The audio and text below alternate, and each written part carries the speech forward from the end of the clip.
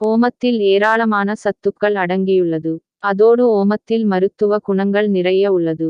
ஓமம் சிறிதளவு உப்பு மற்றும் வெதுவெதுப்பான நீருடன் சேர்த்து எடுத்துக் கொண்டால் அஜீரண பிரச்சினைகளை தீர்க்கும். ஓமத்தை நீரில் கொதிக்க வைத்து அதனுடன் பனை வெல்லம் சேர்த்து காலையில் அருந்தி வந்தால் உடல் பலம் பெறும். உடல் தேறாமல் இருப்பவர்கள் இந்த ஓம நீரை குடித்து வந்தால் உடல் பலமாகும். ஓமம் அமிலத்தன்மை மற்றும் அஜீரணத்திலிருந்து உடனடி நிவாரணம் அளிக்கிறது. ஓமத்தில் உள்ள நொதிகள் இரைப்பை சாறுகளை வெளியிடுவதற்கு உதவுகின்றன, இதனால் செரிமான செயல்பாடுகளை மேம்படுத்துகிறது.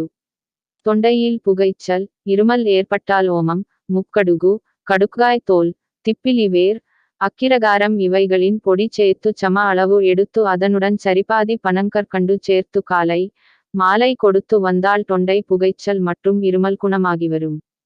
குழந்தைகள் முதல் பெரியவர்கள் வரை அஜீரணக் கோளாறு, வயிற்று வலி, வயிற்றுப் பொருமல் உள்ளவர்கள் 1 லிட்டர் தண்ணீரில் 100 கிராம் ஓமத்தை கலந்து கொதிக்க வைத்து குடித்து வந்தால் வயிற்பிரச்சனைகள் நீங்கும்.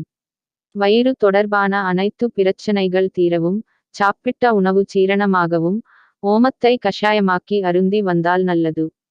இதனால் இரும்பல் குணமாகும். தண்ணீரில் சிறிது ஓமம் போட்டு கொதிக்க வைத்து, அதில் தேங்காய் எண்ணெயை விட்டு கொதிக்க விட்டு வடிகட்டி அதனுடன் கற்பூரப் பொடியை கலந்து இடுப்பில் நன்றாக தேய்த்து வந்தால் இடுப்பு வலி குணமாகி வரும்.